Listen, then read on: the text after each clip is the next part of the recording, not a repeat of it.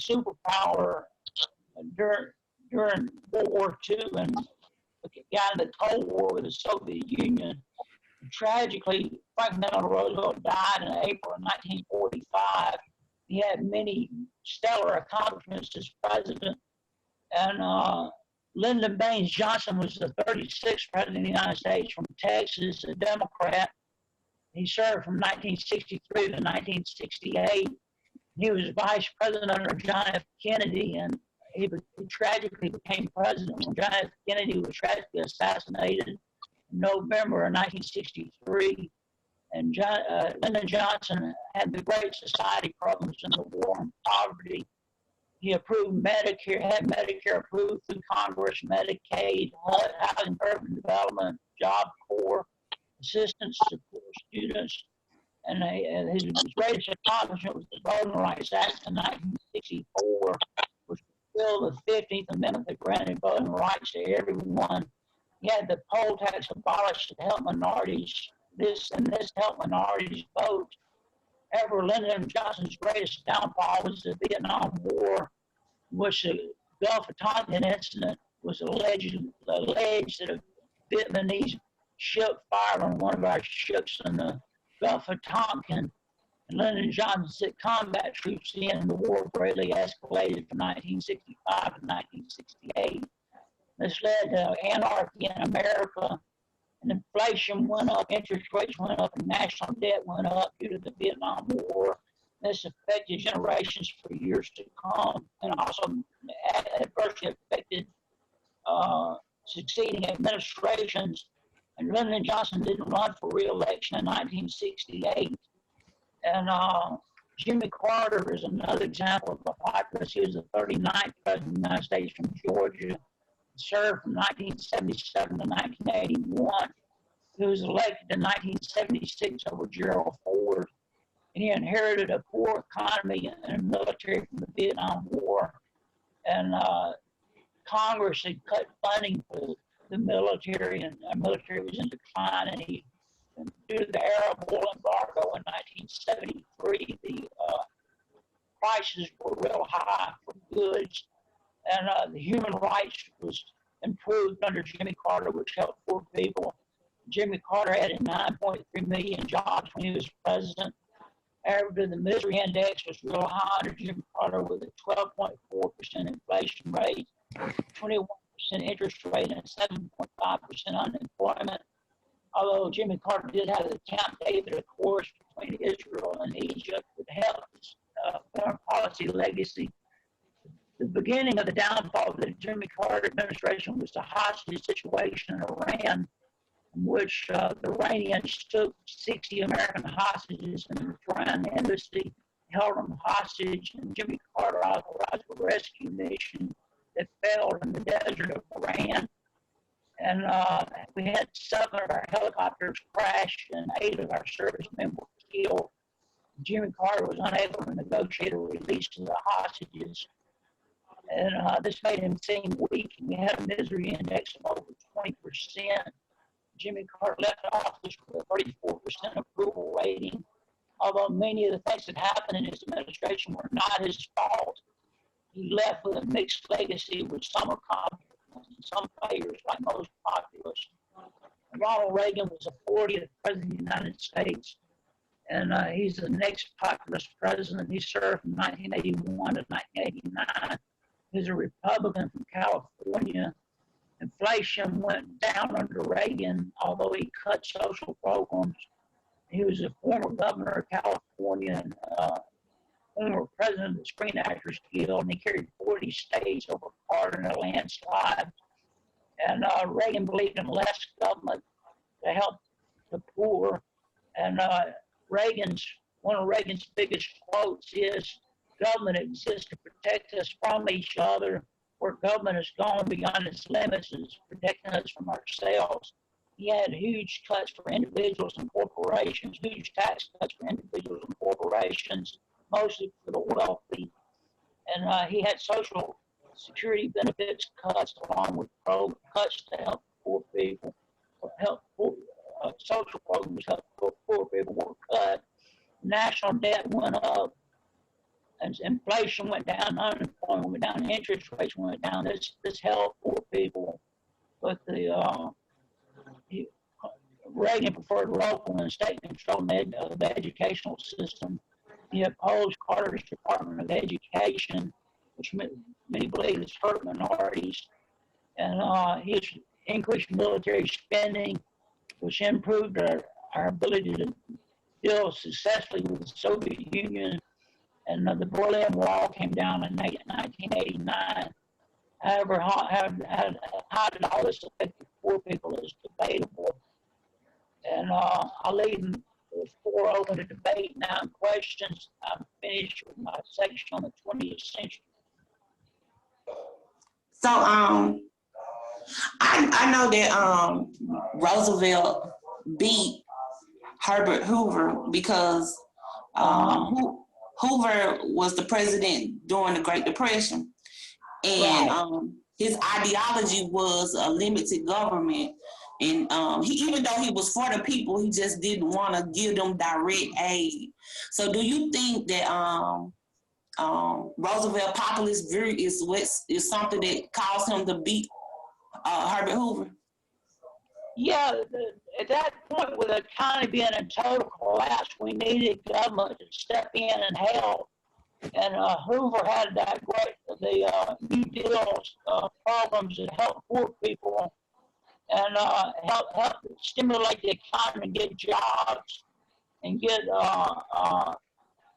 Social Security and get unemployment benefits to poor people. And it stimulated the economy, got us off the ground. And also World War II also stimulated the economy and got America out of the Great Depression. And what was the difference in their philosophies and what they promised the people? Is that something I'm interested in? What did they promise people? Hoover believed that the government should intervene and shouldn't help help stimulate the economy. He believed in a kind of a laissez-faire type thing where the government shouldn't get involved. Where Roosevelt believed that hands-on government, where the government should directly get involved in getting us out of the Great Depression. How did we arrive into the Great Depression? How did we arrive there? The banking system collapsed, and there wasn't enough money in the economy, and the banking system collapsed because of it, and there wasn't anything to back up the money supply. And that's where Roosevelt stepped in and got something to back up the money supply and got us back on our feet again. Is that corrupt group you mentioned earlier? Yeah, that had a lot to do with it. We've always had a problem with corruption, of course, and that had a lot to do with it. Greed and lack of regulations too. Lack of regulations, and Roosevelt put regulations in that helped back up the economy and back up the banks and everything. Wow. Yeah, and we can't forget greed. Yeah, we're in a situation today that is almost as bad as the Great Depression. Well, President Carter was seen as being soft, and well, he had a reputation, but a lot of what he inherited was stuff that wasn't his fault. Like the inflation was inherited from the Vietnam War and the Arab oil embargo, and the poor military they inherited was due to cuts that Congress had made in our military funding. So a lot of it wasn't his fault. But on the other hand, he was perceived as weak, and the Iran hostage situation certainly didn't help anything, especially the rescue mission where our helicopters collided in the desert. Sounds like a setup. He was a good president. It sounds like he was set up. Yeah, well, you just never know what goes on, Yeah. Jimmy Carter was a real good statesman, though. He had the Camp David Accords, and he had a peace deal with China, but you just never know who really pulls the strings, and that kind of stuff, Mm-hmm. Thank you. You're welcome. Any further questions? Yes. Where did Bill Clinton fit in this legacies of presidents? All of the other presidents were called, and they were known for various things, but nothing is ever said about what Bill Clinton is known for. Well, he was a very good person to run the economy, and he stimulated the economy, and we had one of our strongest economies ever under Bill Clinton. And he certainly could have been included in this, although I didn't include him,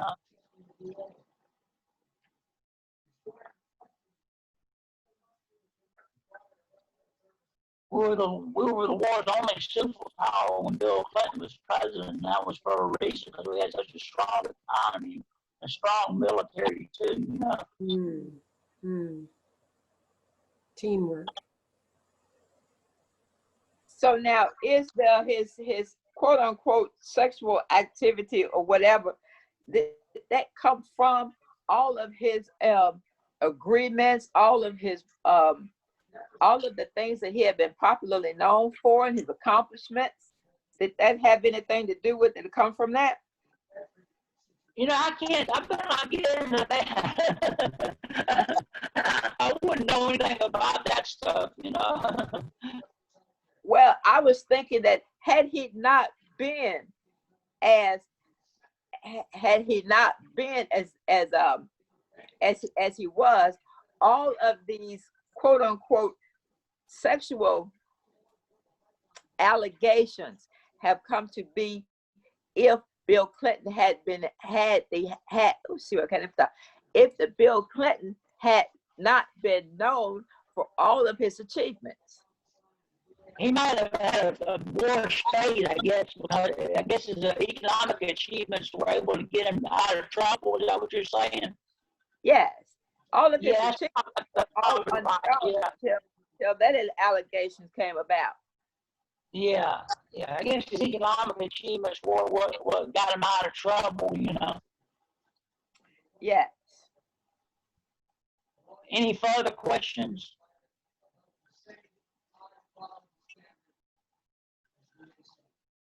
Now, am I ready to go on to the 21st century? Any more questions? Okay, now I'll go to the 21st century.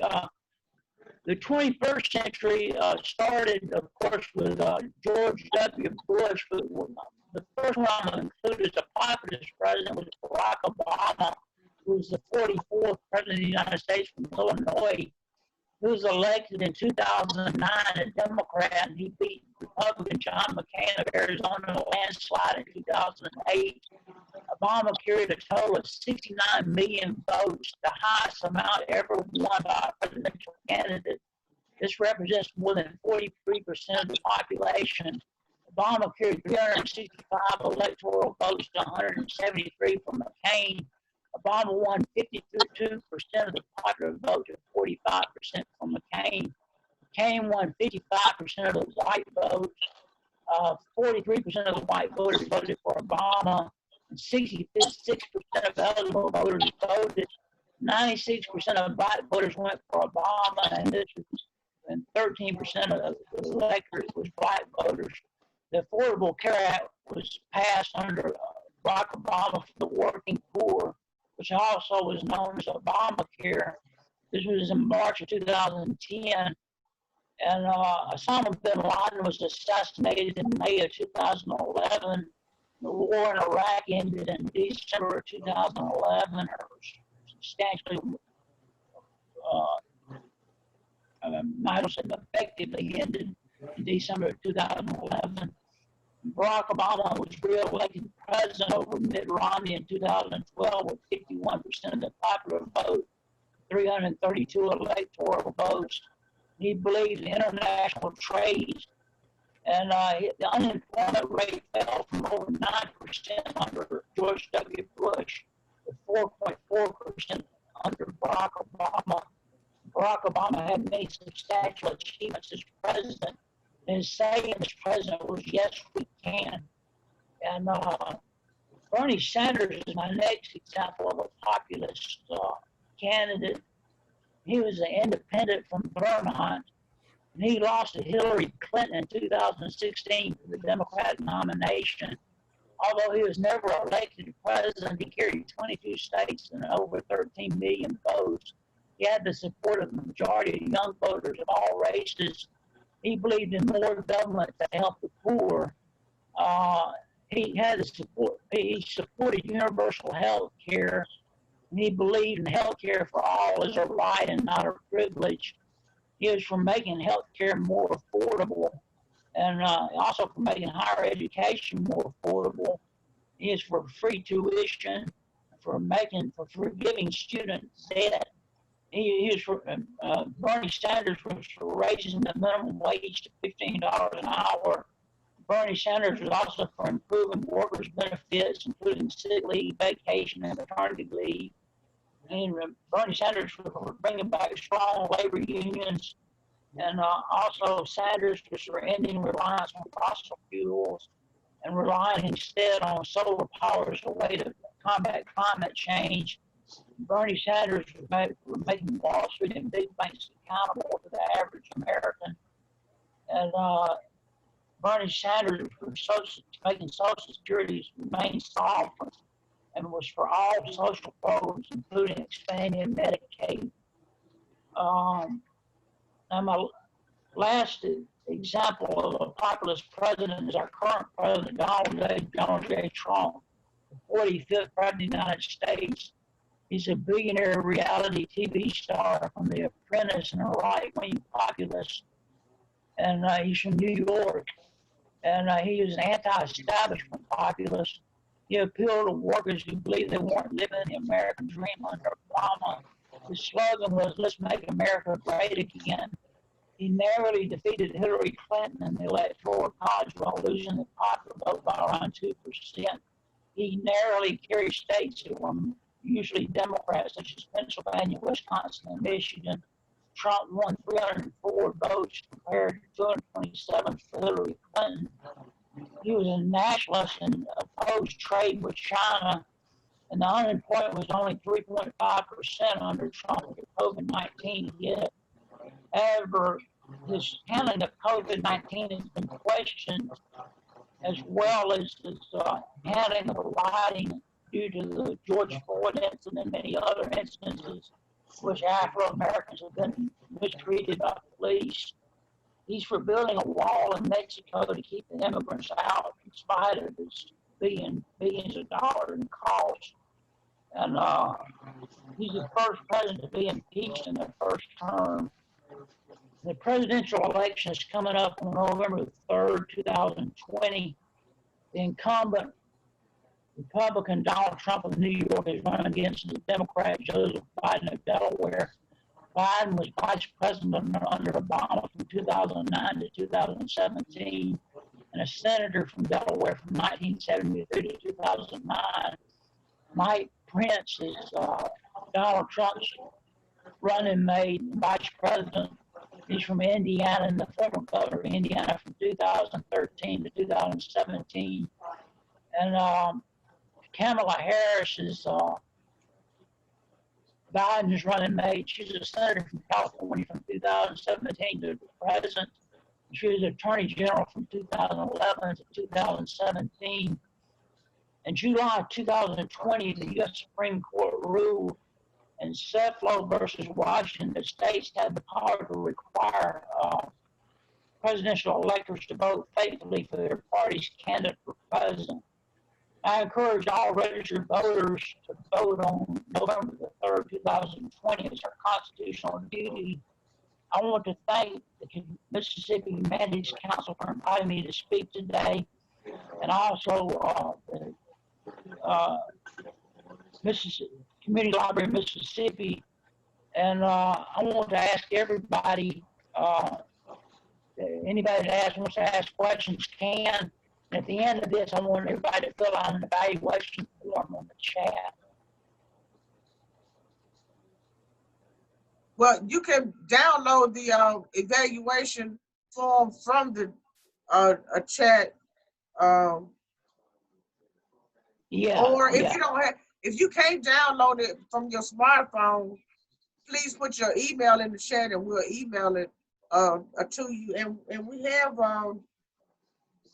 10 more minutes. Are you gonna give us a summary and then people can ask questions? Yeah. The summary of it is that we started out as a nation that was totally dependent on Great Britain, and we had the courageous leaders in the 19th century that got us out of the control of Great Britain and expanded America from the East Coast to West Coast. And then we became a superpower in the 20th century with Theodore Roosevelt in World War II. And we've remained a superpower from that point on. And now America is at a crossroads with this current election. And it's up to all of us to get out and vote and express our constitutional duty, which is to vote and decide on who we want to run our country. And that's what I'll say as a summary. And I'd like to open the floor for any questions. Donald Trump, oh, go ahead. No, go ahead, Richard. Donald Trump is always trying to provide negative thoughts about socialism in not in the United States, but in the world. Can you tell us what is positive about socialism versus negative, which he seems to try and promote that word as being? Well, one thing I like about socialism is it helps poor people more than, well, it's not a perfect system. There's no perfect system. But socialism is more for those that don't have anything, and it helps the average citizen more than you think by having stuff like affordable health care and programs like Bernie Sanders recommended to help people that are like education and stuff like that, and affordable education, free tuition, and things that a Republican administration wouldn't consider, you know. And it helps like Medicare for all and stuff like that. And everybody would get medicine free that way. And it would help in a lot of ways that the Republicans couldn't help in, you know. And what about the flaws of capitalism? Do you see can you compare the flaws between the centuries that you presented? You did the 19th, the 20th, and the 21st. Were there any commonalities in the flaws of capitalism in those 3 centuries? Yeah, capitalism. If you have too high tax cuts for the wealthy, it ends up the top 1% end up owning all the wealth, and the rest of us get the crumbs, you know. Tax cuts for the way the Republicans have done it lately and made it where only the very wealthy are able to live comfortably, and the rest of us have to scrub to earn a living, and it makes it hard on all of us, you know.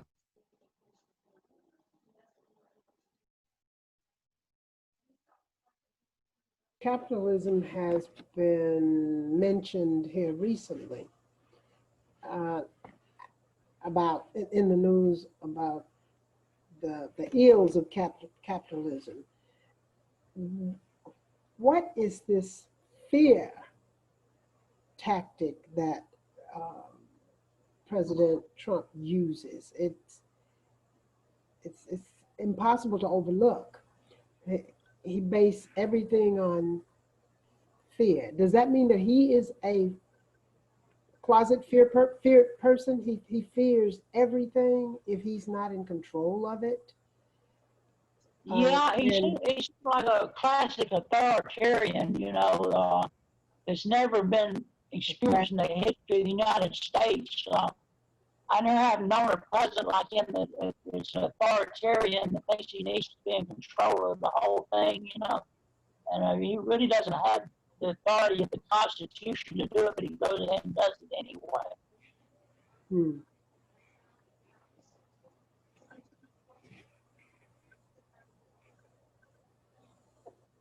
Well, I said that because of how he supports the policing, and denying that policing was created to oppress the oppressed. Yeah. Well, when he hadn't been a unifier in the sense that when in some ways a president should be a unifier rather than a divider, and Absolutely. we need a president who will speak out and bring Americans together, and that hadn't happened under Trump. Absolutely. And also his message of law and order resonates with his base, which is one of the reasons that he is popular, especially among his base, because they view law and order as a necessity of keeping life the way that it should be for their group. And I think that everything that you mentioned, like Barack Obama, yes we can, even Thomas Jefferson, and he was interested in being independent from Great Britain. That was his. That's what made him popular to the electorate, and Donald Trump is popular, especially to the white electorate, because of law and order in America for them. Trump does some things that don't even make sense logically, like tell his followers not to wear masks and stuff like that. And they get together groups and don't wear masks, and it doesn't even make sense. It's scary when a football team goes out to play against each other. They know that they are playing against each other. A house divided against itself cannot stand. And Right. the Republicans don't seem to understand this, and definitely President Trump doesn't understand it. So what, he hasn't learned that all these 90 years that he has been on earth, he hasn't learned, or is he settled with trying to shoot a fly inside of his house with a Uzi? Yeah. Khrushchev told Nixon in 1960 in the kitchen debates that we will destroy you without firing a shot, And it's proven, it looks like it may be proven true that what Khrushchev told Nixon in the kitchen debates in 1960 may prove true,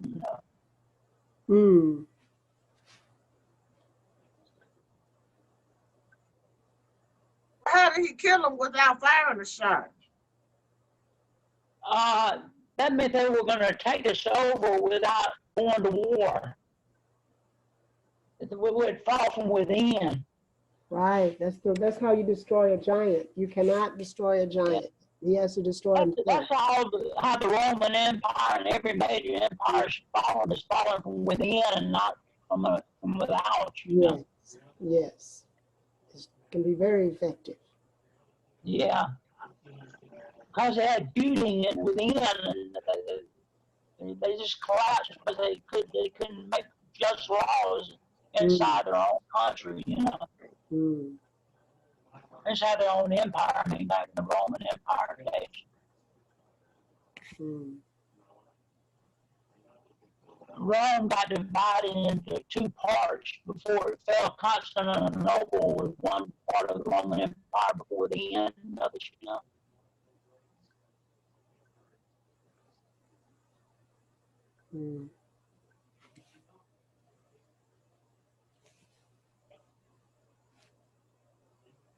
So is there anybody that I need to send the email evaluation to?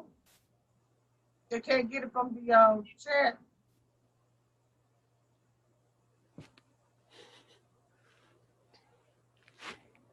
Does everybody have an evaluation form on the chat? I haven't looked. You have to download it from the chat. I'm afraid I'm going to cut myself off if I start pushing buttons. Oh. Download it. I see. If you don't have it, then put your email in the chat so an evaluation form can be emailed to you. I just put it in there again so they can see it easier. Yeah. Okay. That's the one PDF. I see. I see. MAC evaluation form. That's it. Yes. Okay, so Malaysia, I'll email it to you. I see you put your email in there. You already have. Really appreciate the opportunity to speak today. Don't see it. On file. How do I send you my email that you already have? Okay, I'll send it to you in Malaysia, so that you can fill out the evaluation. And so we have a couple of minutes. You have any final thoughts that you want to share about your the 3 centuries and the politicians that you discussed? Well, we've become a great nation through the years, and we started out nothing. We only had 13 colonies when we started out, and we expanded, and under Dwight Eisenhower, we added Hawaii and Alaska in the 1950s, and we became a nuclear power, and under Bill Clinton, we became the world's only superpower, and now, 20-something years later, we're in danger of losing that position because of some of the bad decisions our politicians have made.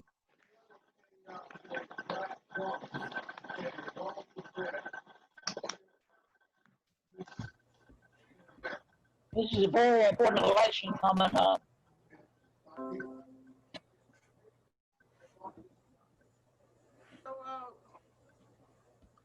So, thanks everyone. I'd just like to say that I've learned a lot listening to you, William, and I'm going to go back and check some of my history books. I have a book called Everything You Want to Know About History that never were taught, and I just think that most people don't know history about their own country, and yet we're going to go into one of the most important elections in the history of our country come November. And when you don't know the background of our country, like you presented, or at least summarized, it's hard to really think that maybe you know what you're voting for, and why. Yeah, and there was a time when we wouldn't have had an American president with the Russian president as their best friend, What's behind that? What's the purpose? I never had figured out the love affair there, I never had made sense to me, Yes. With my limited knowledge of history, I really can't. It doesn't register. So yeah, our presidents in the 20th century wouldn't have done that, would have made the Russian president their best friend, Is President Putin capable of loving anyone? Why now? Is President Putin capable of loving anyone? Does he have the capacity? Well, they're quite a pair, Putin and Trump, I'm sorry? Putin and Trump are quite a pair. Oh, okay. They understand each other. I understand. Yeah. And China is going to be a big problem too, you know. Well, I understand their quest is to become the superpower, and they say that they're almost there. And China's even getting stronger than Russia now, you know. Oh, fighting over the resources in Africa?